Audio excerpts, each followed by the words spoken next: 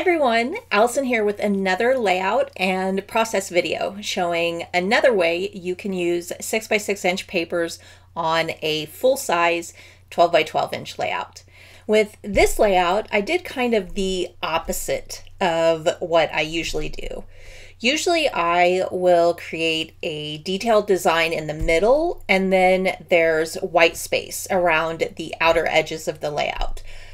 But I like to mix it up and sometimes venture out of that comfort zone of what I usually do. So I thought it would be fun to create a detailed design around the outer edge, framing the middle. I started off by cutting lots of 1/2 inch strips, and then I cut those into 3-inch pieces. And I actually ended up cutting way more than I needed. Since I used so many different patterns, I really didn't need a lot of each one. So I definitely overestimated how many I would need. I also distressed the edges of each one with my fingernail. To start, I used my OmniGrid ruler to help adhere the first strip at a 45-degree angle. I lined up the corner of the strip with the edge of the cardstock so that my strips are all arranged at the same length. Once that first strip is adhered, I don't need the ruler anymore because I can just use that first strip as the guide for the next one and so on. Now, I did run into a little bit of a problem at first with the first corner. I didn't think about needing strips that would be longer than 3 inches for the corners, so I had to add some extra pieces and cut some longer strips for that area. Putting this together actually went really fast. But as I got closer to the end, I started to worry that it wouldn't fit correctly. With full 12-inch strips, you wouldn't have to worry about it fitting because you would be adhering the strips in one direction across the layout. But since this design isn't going across the whole layout, it's actually going around just the edge. It makes it a little trickier.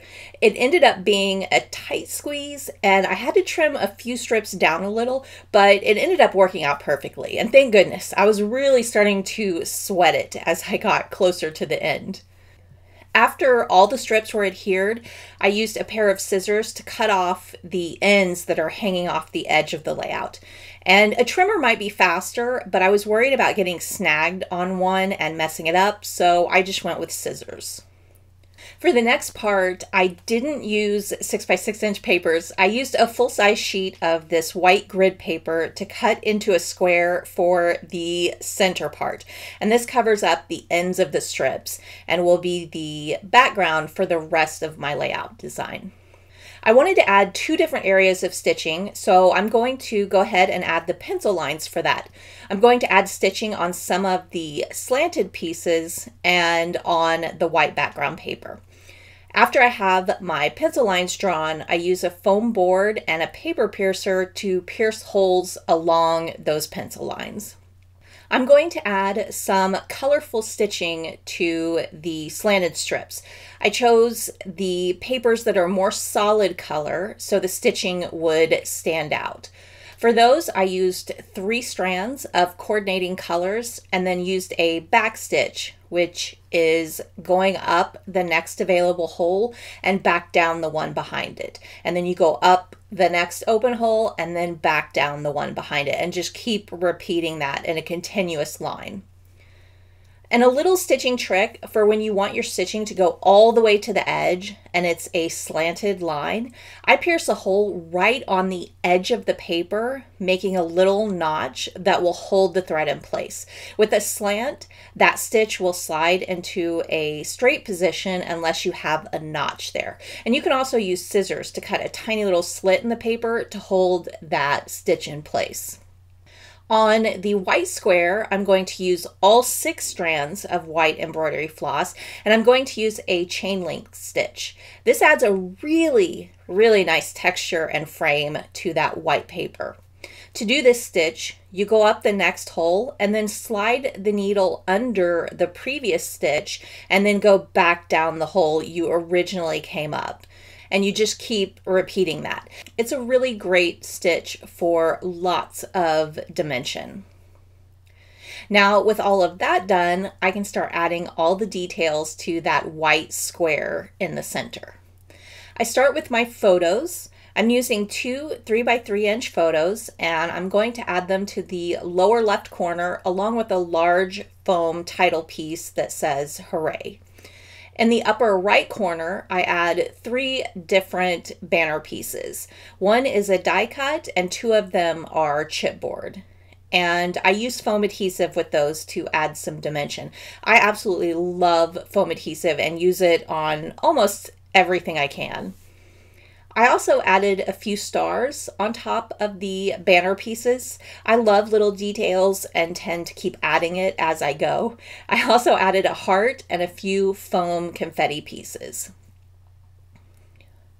I know that I want to add more detail around the title piece, so I start pulling out some of the streamer pieces and some more phrases to add on the title piece. I like the idea of having those streamers kind of peeking out from behind the title pieces. A lot of times I'll move things around quite a bit until I find an arrangement that I think looks good and balanced. Some of these pieces I adhered flat, and then some I used foam adhesive. I like having different dimension throughout the cluster designs like this. I also added more of that silver confetti. For my journaling, I used a journaling die cut piece as a background and tucked it under the photo. And then I added my journaling on top along with more of those streamers and confetti. And that's it for this layout. What I like about this design concept is that you can easily adapt it to work with different shapes to create a frame around the outer edge of your layout. Squares would work well, hexagons would be great, circles, hearts, stars. There's really a lot you can do, and each of those would work with 6x6" paper pads. So that's all for today. Thank you so much for watching, and I'll see you next time.